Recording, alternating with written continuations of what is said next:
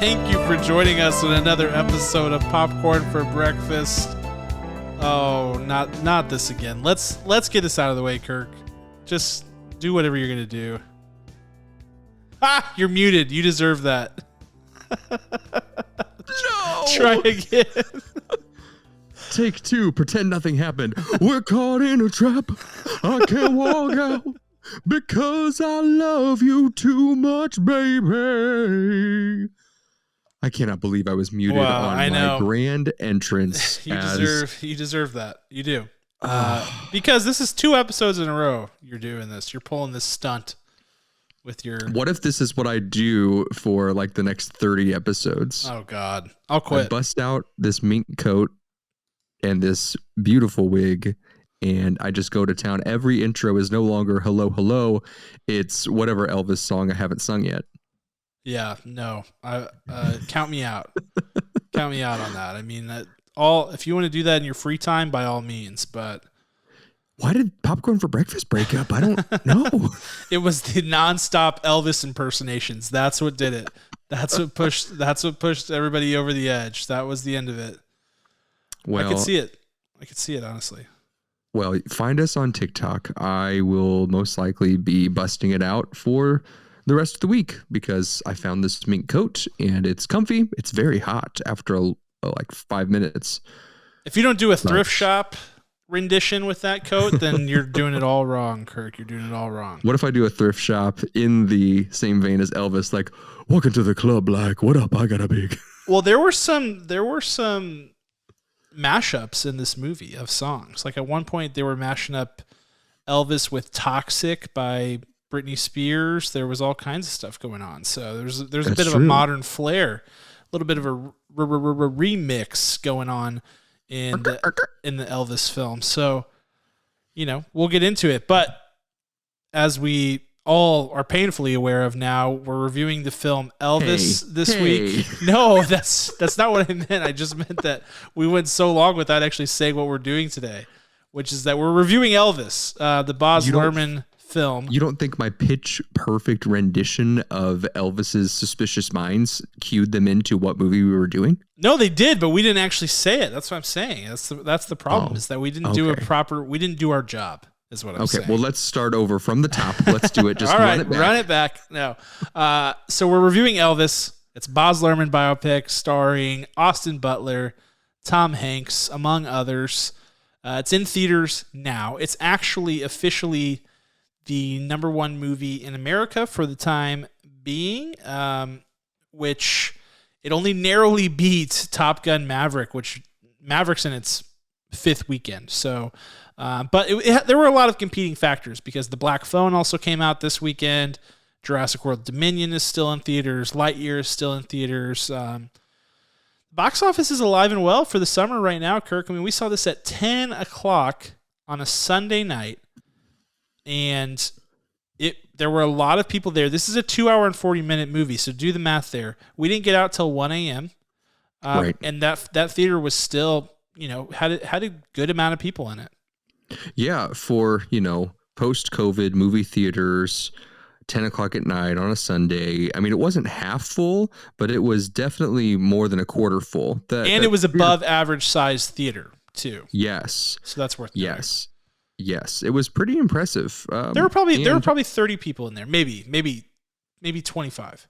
30 is a good guess. And only one couple left early, probably because they're like, "Holy crap, it's 12:30." They almost got to the end. They were really close. I was surprised they left. They bailed. But let's get into it, Kirk. I know, I'm expecting lots of good Elvis nuggets from you today with your impersonation. You've got the get up. But luckily, you're the one synopsing, so let's hear what you have to say about Elvis. And by the way, this is spoiler full review. So if you're worried about getting spoiled about Elvis's death, which everyone knows about, watch out for that. If you're watching on the stream, just a minute, I picked up this microphone.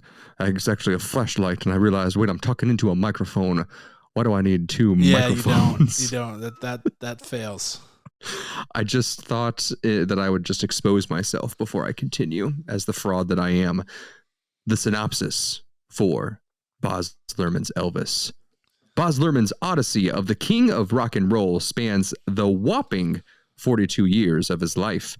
Aaron Elvis Presley broke down barriers of the square-like expectation of entertainment personas. He crossed segregation lines to follow the beat of the music, and he loved the spotlight and the world with every inch of his gyrating body. Elvis, now streaming in theaters. Now streaming in theaters? That's the joke. Why is it a joke? Sorry, I missed it. This is not your fault. This is my fault. This is my fault. This is my fault. This is not your fault, Kirk.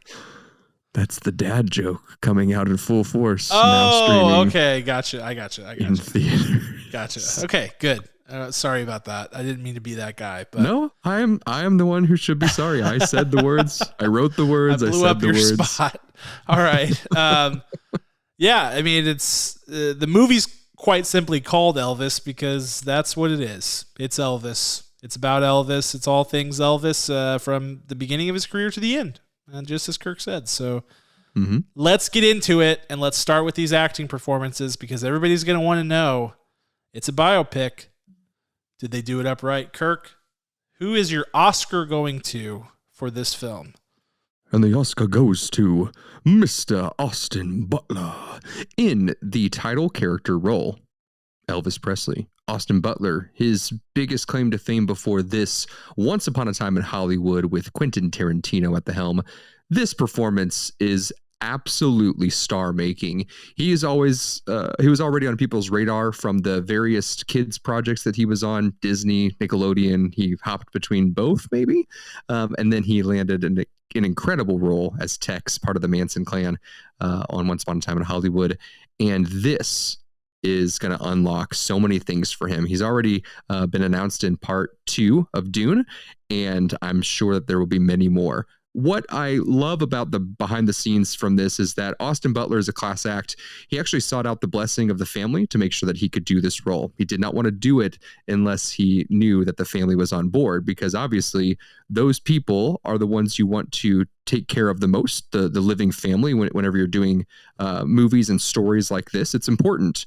And also, he spent 2 years of his life living, breathing, studying, singing, all of it. All Elvis. I think that is just such wonderful dedication. Some people might think that's insane, and that's fine. You can think that's insane, but that's the kind of news and background on movies and characters and acting studies that I love, that I think that sometimes it takes that amount to perfect a role. It takes as long as it takes. Sometimes it might just be a week. You never know. It might just hit you with all the right things. But when you're taking such care of a person who was larger than life, maybe the largest entertainment figure we have in history. I mean, Elvis is Elvis. He's known everywhere. There will never be another Elvis. As crazy as that sounds, as big as some of the superstars are out there today, no one can touch this man. It's insane. Austin Butler's performance, we get what I love in the first depiction out of any other Elvis impersonation. We get these real conversations of him arguing and struggling with his family. In the other films before this of Elvis, we get mostly caricature moments where you have the voice, you have the poses, and albeit they were good impersonations, but they didn't cut to the heart of what was driving Elvis to do what he did, to perform how he did, to love being on that stage like he did, and why. And I love just how Austin Butler really took all of that in and infused that as his super objective in making this as clear as possible that Elvis lived to perform. He could not live without the fuel of people, like Monsters, Inc., how it's fueled first on fear and then on laughter. Elvis was fueled by his fans, plain and simple. Without that stage, he wasn't anything that he wanted to be. I think that Austin Butler will continue to ride this train of being Elvis for a very long time. And I am just so ecstatic as a huge Elvis fan myself to see this role really come to life in the perfect way. So congrats, Austin Butler. Yes, Austin Butler has to be my choice for, and the Oscar goes to as well. Here's what's crazy about this. There is not a person alive in this country that hasn't done some level of Elvis impression in their life. Just thank you very much. Everybody has done at least that once in their life and done it terribly like I just did. This is one of the most caricatured personas ever in the history of the world. I mean, there are people in Las Vegas still getting hired to dress up like Elvis, and there's Elvis weddings and all this there's this crazy Elvis culture. This is one of the most reproduced personas ever.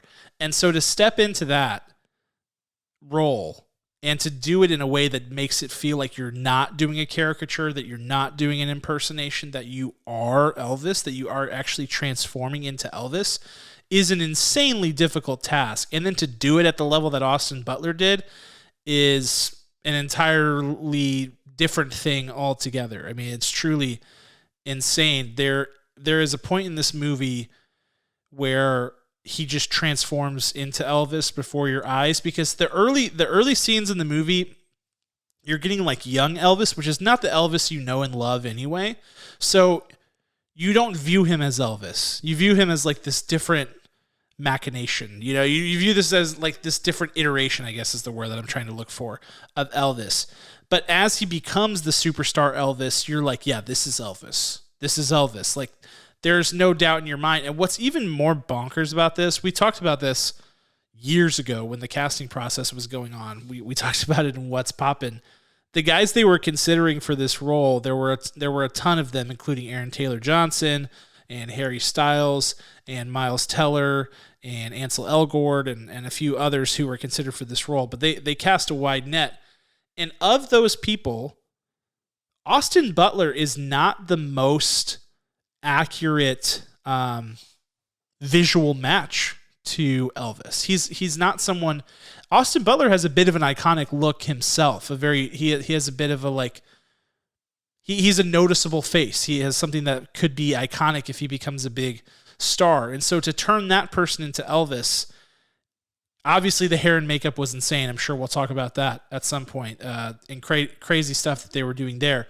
But also, he is delivering a performance that makes it so that you don't have to warp your mind too much to see him. The mannerisms, the movements, the facial expressions, everything. It goes beyond makeup. It goes beyond what they can do from a technical perspective. This is flat out acting and doing it really, really well and creating a character from the ground up that's just remarkable. Really good character work. I mean, really strong character work by Austin Butler. Kirk mentioned that he was living with this, as all the greats do when they take on these big iconic roles, and the work has paid off. There's no doubt in my mind why they chose him. In fact, Miles Teller is actually pretty similar looking to Elvis. If you like, he would have more closely looked like Elvis. So I was a little bit surprised whenever they went with Austin Butler. Like, wow, he must have had a heck of an audition. Well, now it's clear. Like, he did and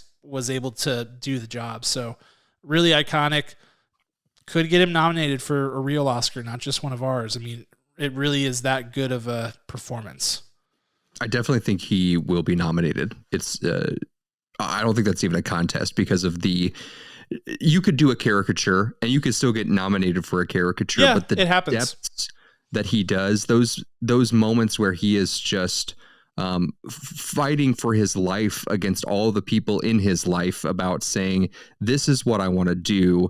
I'm going to do it this way, or I'm trusting you. That sounds good. And he's opening up to them. Like, we've never seen a vulnerable Elvis. Like, that's what it really comes down to, where Colonel Tom Parker, his manager, is telling him, hey, we should do this, manipulating him. And Elvis is like, well, I don't think I want to do that.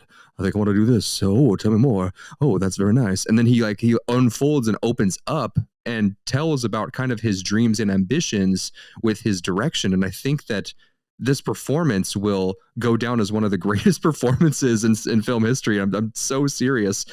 Two other things real quick. Your Elvis impression was perfect. So how dare you say that it was not good? And then I also want to say that I have done a full-blown Elvis impersonation in a church musical as a teen. So I got to wear a red suit, like a red jumpsuit. I went and tried it on from like a costume place, and it was I have to find the pictures. There are very few. You do have to.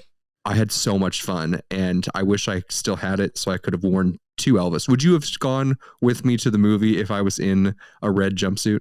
Not a single chance. There's absolutely no way. There's no way. But, I would have loved you for living your truth and would have sent you off to the movies on your own and been like, you know what? Good on you. But no way. No chance.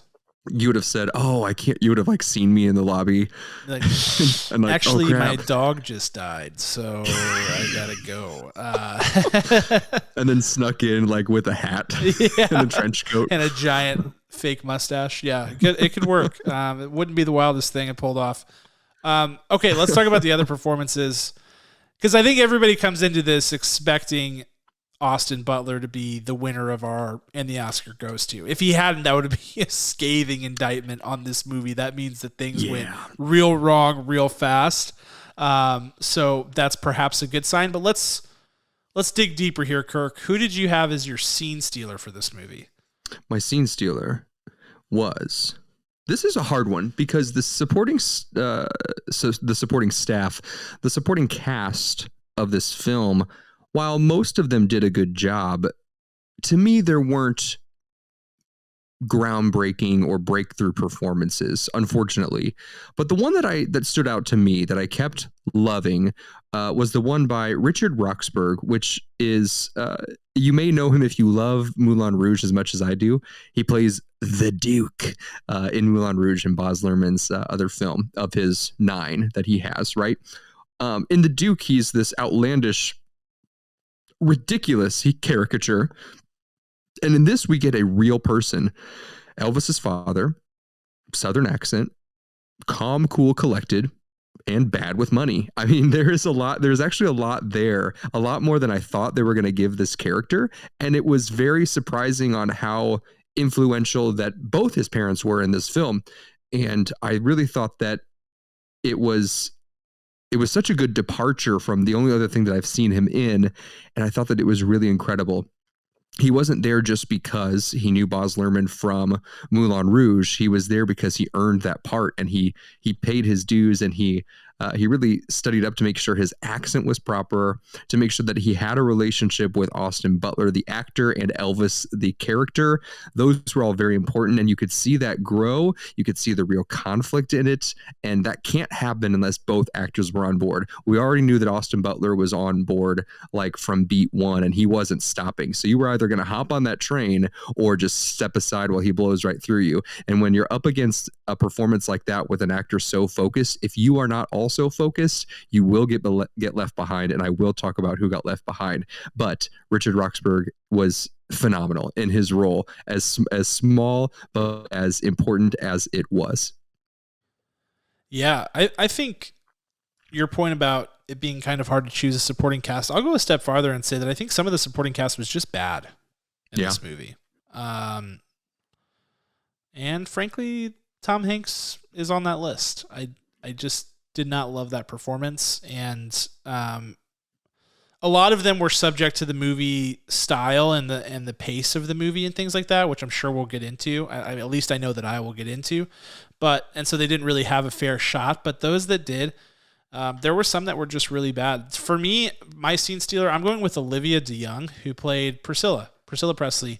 I give her bonus points for level of difficulty because Priscilla is a public figure and one that people have opinions about. This is sort of a cautionary tale with Elvis, sort of an Icarus type of story, and Priscilla features, right there in it. A lot of times you have that, and this is obviously a true story, but in true stories as well, when there's a person of ambition, it's usually their significant other who is there, going through it in a really rough way. And that's certainly the case with Priscilla Presley. But it's important in this movie for them to land the relationship between them and the love and make it feel real.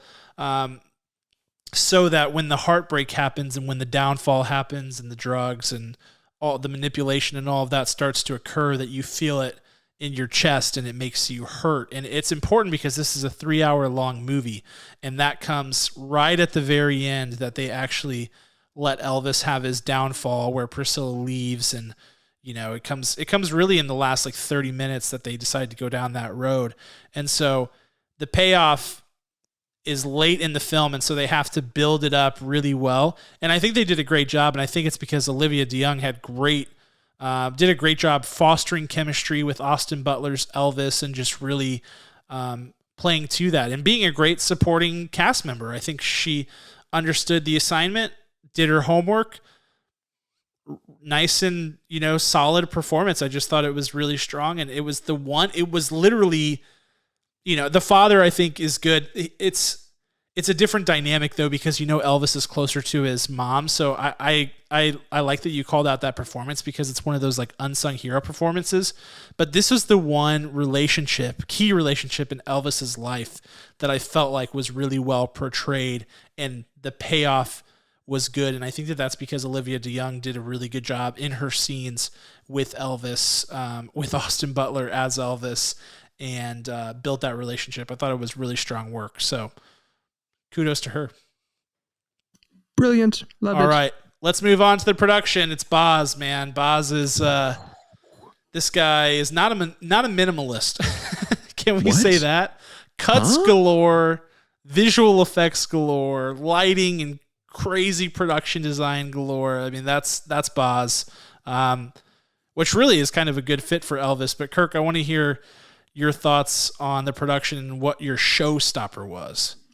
I'm going to pick one, but I want to call this out. There were 3 musical moments. There were more than that, but 3 key musical moments that really struck me. And I'm going to pick the first one. I'm not even going to tell you the other ones in case Cam picks one of these. But one was historically powerful. One was reminiscent of late nights on my couch and turning on the TV and the infomercials running at like 2:00 in the morning after you'd fallen asleep to your favorite like cartoon or whatever. And the one that got me though was the most powerful moment of this film, and it's the trouble sequence. We have Elvis stepping up to be new Elvis again in another performance, and supposedly in a full performance as new Elvis. He's been humiliated on stage and on camera and in front of millions of people, doing these little hokey doke square performances, and he gets up there and he has a decision to make, that he might go to jail literally for performing in what's so funny to think about. The style that Elvis was at the time was so provocative. Then I think about like any artist today getting on stage. Yeah. Like the fact that he was almost sent to jail to rot in prison because of the way he danced. I mean, I bet all those people were just rolling in their graves as they got older and saw the things that were coming out. But really, the trouble sequence is so incredible. Number one, so throughout the film, we get different cuts of Austin Butler's voice singing full songs versus Elvis Presley singing full songs. So sometimes they're intermixed, sometimes it's full Elvis, sometimes it's full Austin. This is a full Austin performance of Trouble, and you wouldn't have known it until you looked it up on the film album soundtrack, which is now available on all streaming platforms. Absolutely so powerful. The way that he is just like playing with the mic, breathing against the mic. There's 3 big moments where you can hear his breath just like panicking, like, this is it. I have to make a really big decision right now. Just real breathing into that mic. And you see his eyes pierce through the crowd, and he makes that decision on the spot, and he just goes for it. There's so much power behind that entire sequence of anxiety. You feel it as Elvis approaches the stage, as he's in the car on the way there. He's still wavering until he hits that stage and he sees that crowd and he hears about, one last time in his head, new Elvis. He's like, I'm not new Elvis, I'm Elvis, darn it. That whole sequence leading up to that is absolutely pitch perfect, and one of the most powerful acting moments in the entire film by Austin Butler. You pair all that together, that's my showstopper. I love it. For my showstopper, I'm also going with the sequence, and for me, it's the third act of the movie where they transition to the shows at the International Hotel. I feel like that section, it really tells the story. It tells the story that I think they're ultimately trying to tell. There's a lot of different threads that they're pulling in this thing, but the one about who Elvis is as a performer, what his fans mean to him, and this concept that he was literally fueled, as Kirk said, by the power of the audience and the fans. That through line in the movie comes all the way through in the third act with the performances at the International. And what I like about this is it's the one section of the movie that is not just cut, cuts to oblivion, montage style. They do these longer scenes where it's almost like, that movie Judy with Renee Zellweger, where she's playing Judy Garland and she's performing on stage, where they try to like recreate these iconic concerts that are happening. It's like that. And so Elvis is depicted in a way that you're used to seeing him because it's the clips in the infomercial, like Kirk's talking about, that we've seen, or the things that were actually televised with Elvis. And the hair and makeup is incredible. The lighting is incredible. But above all is the characterization of Elvis and showing him as a performer in these long sequences of performances, him interacting with the band, singing the song. Austin Butler's totally in his element. It feels like Elvis reincarnated, rebirthed into life, and the whole thing just comes together in a really magical way. And I loved that. I loved the whole section at the International. I think that where the story goes there, I love. I feel like I wish we would have gotten to that sooner in the movie, because the story fills out nicely in that third act with the stuff with the International and what's going on with Tom Parker and all of that stuff. It feels like that's what it's like. I wish we would have gotten to that sooner, because that, I think, is ultimately what they decided to tell. Even though they played with all these other different plot lines, like the ultimate thing that Baz went with was focused in that International sequence. But I think it is it's a really nice sequence for Baz and for the movie and for the story overall. Absolutely. The movie is so long. It's 2 hours and 39 minutes.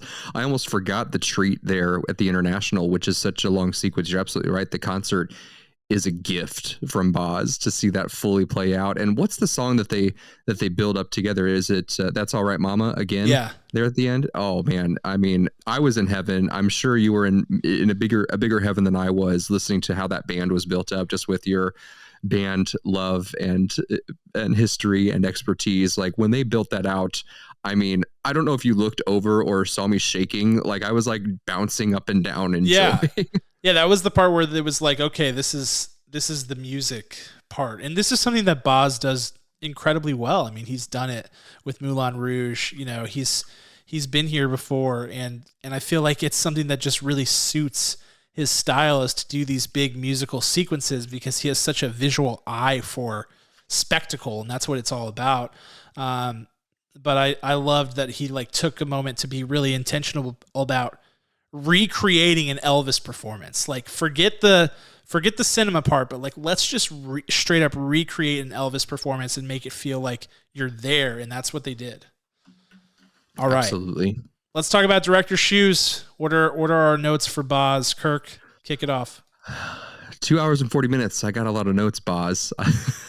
There's a lot to digest here. The first one, I got to say that Although Baz did a good job expressing how important his parents were to him, even the scene when he was just about to go on the road with Colonel Parker, there's a wonderful, that's our first real taste of Elvis behind the scenes and his openness of vulnerability, opening up to his mom and telling, "That's all right, mama."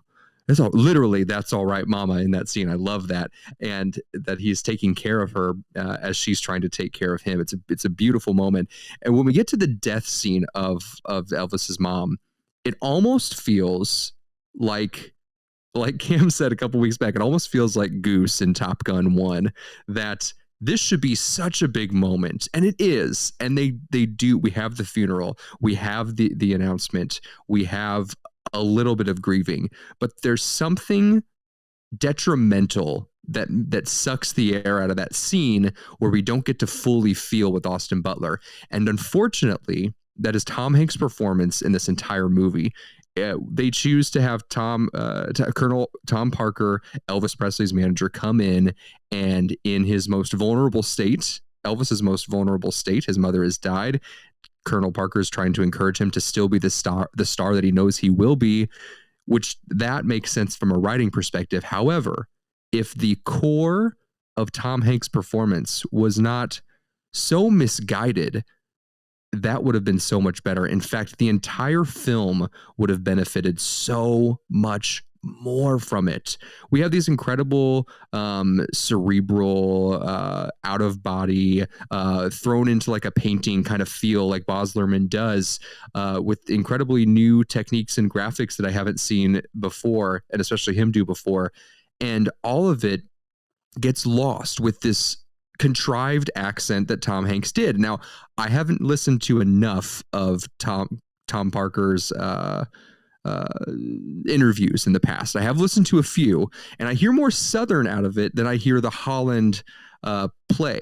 And I understand that you wanted to dash that in there, but you really did not need to lean on that as much. In fact, there are times when Tom Hanks sounds like Kevin Malloy from The Office, and they play it twice. It's when Elvis faints right before one of his big concerts, and he says, "Get this man on stage," or "Get this man a doctor." It's so bad. Oh man, poor Tom Hanks, maybe the worst performance of his entire career. And because of that, because it doesn't line up with the other characters' MO or even the right world that they're in, it really does take away pretty powerfully some pretty powerful scenes. And the last thing, I'll say two more things real quick. Baz settles down a little bit too early in this movie. He front loads with his fingerprint and his identity, and then he drives away too much. Then he does too much of a straight tail after that. There's not the flutter or his hand in it and the sparkle of it all. And the final thing, I do wish that we picked Elvis's greatest love. Now we know that the stage is his greatest love. That's apparent, but we needed a character, an actor for him to latch on the most, not a triangle on top of that, because you can't have a triangle with three other characters and the stage. The stage is the top of that triangle. Then you have Priscilla. Then you have the love-hate relationship with his manager, Colonel Parker. Then you have his dad, and then you have the other blues singers that he encounters. B.B. King, he has a fond attachment to. There's just a little too much. We needed a little bit more. Actually, which I say don't do this ever, but hit us on the head with who he values the most. We didn't quite get that. We were getting there, but we didn't quite get there. So those are my director's shoes for Elvis. Well, yeah, because I think when you say when hitting on the head is a bad thing is with the theme. What shouldn't be unclear is the story. The story should be clear. Right. Like the theming should be veiled. It should be. Because that's the point of themes, right? Like you're supposed to deliver it in a way to where you're incepting an idea into somebody's head. You're trying to get them to realize it later and go, "Oh, I see what happened." But the story should be clear, and that's where I'll start my director's shoes. I think Baz was out of control with the story, man. Out of control. I think his ambitions, as has been known to happen with him, his ambitions got the best of him. I think it was Great Gatsby all over again. I just really felt like, Baz, what story are you trying to tell here, dude? What are you trying to tell? Are you trying to tell about how he's, how he bridged the gap between, how he was a civil rights figure and bridged the gap between black and white people in, this during the civil rights movement due to his music. Did he subconsciously create that movement? Are you trying to talk about, artist manipulation and empowerment and all of those things? Are you trying to talk about people being political figures as artists? Or are you trying to talk about him as an artist? His love for the fans, his love for what it is. There's just too many threads going on at one time. And when he gets on one of these tangents, he goes too far with it. He veers too far off the path, and then he has to come all the way back in to bring it back together. And I do think that ultimately he settles on this idea of Elvis just wants to perform and just wants to, he just loves it so much. And he ultimately loses out to that because he thinks that this thing at the International is this great deal. He doesn't realize that Tom Parker is manipulating him. And so he ultimately loses his way because he's just trying to perform, and the drugs help him perform, and the lifestyle helps him perform, and that's what he wants. But man, it just comes way too late in the game, and it's sort of fallen off by then. And the fact that this is a 2 hour and 40-minute movie, and I don't know, 85 to 90% of that is in montage style direction is insane. I mean, he's doing cool stuff within it, but visually and creatively, they're doing cool things, like the part where he's talking about comic books and it's an animated panes and stuff like that. And he's doing wild stuff, but there's just so many cuts, too much non-storytelling, just montaging your way through the life of Elvis. And whenever he does slow it down to have these personal moments, these key milestone moments, they feel hollow. They feel empty. The acting performances feel flat because there's no basis for it. There's no relationship. And then you're having these heavy discussions between two people who don't really have a relationship because it's been told via montage for the first 45 minutes of the movie. So it just really fails from a storytelling perspective. This is like an Elvis commercial. This is like a 2 hour and 40-minute Elvis commercial of here's why you should like Elvis, and here's how cool Elvis is. And I think that and how sad his story is. And I think for that it works. But in terms of actually telling the story, I think scale down the time frame majorly. Focus on one portion of his career, probably the latter portion based on the story that they're ultimately trying to tell here. And then just keep those ambitions in check. Stay on task. If you want to have these big personal milestone moments, slow it down. Make it feel intentional. Make it feel real. Lay the groundwork. Don't just jump into it so that it feels empty. I just felt like he let his story down by chasing too many shiny objects with this thing, and it's just another Baz Luhrmann, all spectacle, no substance, and that's how I felt about The Great Gatsby. And I have liked some of Baz's other films. I liked Romeo and Juliet, though I was very young when I saw it, so I don't know if it still holds up. Moulin Rouge is great, but Gatsby and this one, mediocre, I would say. Mm-hmm. All right, and on that note, now that I'm off my soapbox, let's wrap it up with final thoughts and scores. This movie had a lot to do. It had a lot of ground to cover. I mean, what did I say? The full 42 years of Elvis's life, right? To be getting the influences in his life that made him appreciate and make him the man that he was, the Black community's music and the Black community's church, and to infuse that into his music because that's what he was familiar with, to kind of destroy that idea that he stole it was kind of Baz Luhrmann's one of his goals, to say, listen, this is who Elvis is. He didn't just start stealing it. And there were lots of interviews with lots of artists later on that said, yeah, Elvis was a cool guy, one of the nicest I've ever met. And pretty cool that he was able to bring our stories in and make a clear gateway to us when we didn't have a shot, and to be an introduction to us, and then to immediately allow us to have success in a time of segregation and horribleness, which still a little bit goes on today, as we know. What I want to say about this movie is that a couple of different things. My dad has 3 CDs in his car, probably still to this day. He has Elvis, Shania Twain, and Journey. And those are the only 3 CDs I remember riding in his car. So I got real familiar with Elvis and Shania Twain growing up. So I've always been a big fan of Elvis and the spectacle. And like I said, I would fall asleep and wake up to the 68 comeback special, like the CDs, get copies of the album, of the live recording. And then one day I finally accidentally saw the whole thing. And I wasn't realized that I wasn't watching the commercial for those CDs. I was watching the actual comeback special, and I was just in awe of that entire performance. And to see that, I had no anticipation that would have been in this movie. And I was super excited that it was. And a really fun fact before I give you my final score is that my grandparents, also on my dad's side, this is a really fun story. My grandmother, actually, a friend invited her to a concert for Elvis Presley, and had backstage passes to meet Elvis Presley. What? And yes. And she decided, oh my goodness, I have a date, which is not her friend. They're not her girlfriend. She's like, I have to say no. I have to go on this date. I've already committed to it. And she turned down backstage passes with Elvis Presley to go on a date with my now grandfather. So I would not be here. Mistake. Oh man, had it not been for her turning down those backstage passes. But man, I wish that it still could have worked out both ways, that she could have met him, took a picture.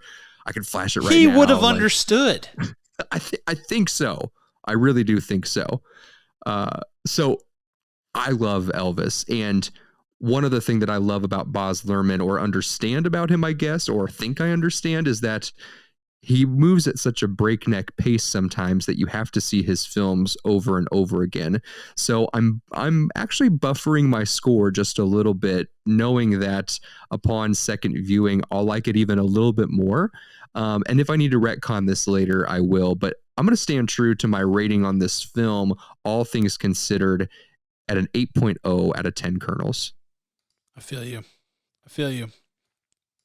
Love the history there too, Kirk. That's awesome. Isn't it fun? Yeah, I'm like the opposite of that. Like, I went to Graceland and was like, boring, which is horrible. It's horrible, and it's an indictment on me. I was young, okay, so it's not that bad. I was just like, what's so cool about this guy? But no. Final thoughts on Elvis. I think I said a lot of it in my director's shoes. Really felt like Baz got lost in the sauce here, and I wish that wasn't the case, because I think he does love Elvis, and I think that he captured the spectacle of Elvis really well at times, and that like a lot of the stuff visually was cool and a lot of the stuff musically was cool, but this movie just really couldn't decide what it wanted to be, and Baz couldn't decide what he wanted it to be, because I think he wanted it to be so many things. And ultimately just lost it. I think he actually said that there's a 4-hour edit of this movie out there. I have no doubt that is true. I have no doubt at all that that's true. I'm sure he would not have trimmed it down to 2 hours and 40 minutes if he didn't have to sell this thing to film distributors. So, I think that sort of tells the whole thing. It really just, the story fell apart because there was just too much crammed in, and it shouldn't have been that way, but it was. And there's so many interesting things, and I think that ultimately you have to tell a story that people don't know, too. I think that's the other thing. It's like, I'm not a huge Elvis fan, and I knew all of, the majority of all this stuff. The most compelling thing I thought to me was his ties to the African-American community, going to church, growing up, going to Beale Street when Beale Street was not what it is, when it was like a blues melting pot and people were experimenting with blues and R&B music. Like, That's cool. And that's a story that I don't think people always think of when they think of Elvis. And that could have been cool. Or like, give us a reason to make this movie. Like, we know, most of us know the story of Elvis in terms of like, he died young. He was the biggest thing in the world. We know kind of what happened with him and Priscilla. We know, that he was an Icarus and all of these things. So tell us a story that we wouldn't have gotten somewhere else. Give us a reason for this movie to be created. And I don't think that reason was there. I think Baz lost it somewhere along the line, just getting overly ambitious. And that's a darn shame, because I think that he really does love this person and this story and these, the lives that are here and the stories that are being told by them. But he just wasn't able to execute it to the highest degree. Still does some really cool stuff. This one's tough for me because there's some stuff where I'm like, oh, that's awesome. That's iconic. It's like other filmmakers aren't doing that. But the sum of all the parts is where I struggle with it. And for me, if it's a biopic and you're trying to tell a story about a person, you got to tell a good story, and he didn't. So I'm giving it a 6.2 out of 10, which I hope I won't look back on and feel that it's too harsh, but to me, he missed the mark. Still, there's a lot of good stuff in there, which is why it gets above the Mendoza line. It gets above the 5.0 and into respectable territory, but it's very close to completely falling apart, and luckily it didn't totally fall off. And to me, even though the movie is long and you're definitely ready to go home by the time the third act rolls around, the third act is a breath of fresh air, in my opinion, and ends up wrapping things up really nicely. So, hey, pretty boy, Elvis is back. Oh, gosh. I heard you gave my movie a 6.2 out of 10 kernels. Oh, I'm sorry. I got a bone to pick with you, partner. I'm sorry. I've been to the future and I saw that movie Clockwork Orange, and I got to tell you, I'm going to put your eyes open just like that, and I'm going to make you watch my film over and over and over, and you're going to say, wow, that's the greatest film I ever seen.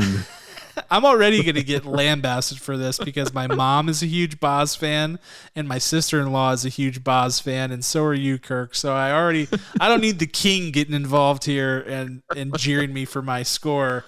All right. I stand by it. I can appreciate your score. Honestly, I can appreciate that with all of your evidence and all of your supporting key notes. I think that is a very fair score for everything involved, but I just hope I can change your mind. Also, I think Elvis is just going to have to return every couple of months. I hope not. I really hope not. What happened with Tom Hanks, man? Dude. Here's the thing. When the movie started and I saw the character, like the design and the makeup and everything, I was like, okay, hold on. If I squint, I can kind of forget that this is Tom Hanks, which is the first time in a long time. So I was like, this has potential. And then as it went, it just got the inconsistencies. And I know that there were COVID delays and all of those sorts of things. So maybe that's what happens. But the inconsistencies with the accent, the shallowness of some of those key moments, I could not handle it. I'll never forget that Tom Hanks, usually a fine actor. Yes. I'll never forget when we were watching, and I do believe it is Captain Phillips, where he's supposed to be from Philadelphia. Yes. And Aubrey turns to me in the theater and says, "That's not a Philadelphian accent." Tom Hanks has never been good at accents, ever. He's always been good at playing true to whatever character he's supposed to be. And if you tell him he needs to have an accent, or you put him in a position where he should try to have an accent, then it's not good. And I think this will be a lesson to him to not do it ever again. Yeah, this was a toughie. Oh, for man. Sure. It's so weird in a movie with a performance that just like knocks your socks off. To have that from an actor that you expect to knock your socks off, it's bizarre. Totally bizarre. It is. It really is. But that's us closing the book on Elvis. You can still go see it in theaters. I'm sure the powers that be would be happy if you did so, given its opening. I mean, it was never going to be $100 million opening domestic box office type of movie, but yeah, go check it out if you haven't already. This is one of those reviews you really can listen to, even if you haven't. It's true because it's not, it's history. So most people know that Elvis died young. Some people believe he's still alive. Yeah, there it is. Some people believe he's still out there, cryogenically frozen or something. But anyway, go check it out. Hope you enjoyed this episode. If you did, give us a rating, a review, a subscription, whatever. We would greatly appreciate that. Tell your friends, most of all. That would be really awesome. That's right. And we're gonna Cam and I will be queuing you out with a rendition of "That's All Right, Mama" instead of our normal songs from the band Rhetoric and EP producer Mr. Ryan Spriggs. Well, that's all right, Mama. No. I am That's gonna all- play Rhetoric, and also Okay. I'm ready for Elvis to leave the building. He's overstayed his welcome this week. 2 episodes I gave Elvis. 2 episodes. He's got to go. We'll talk to you guys next time. See ya.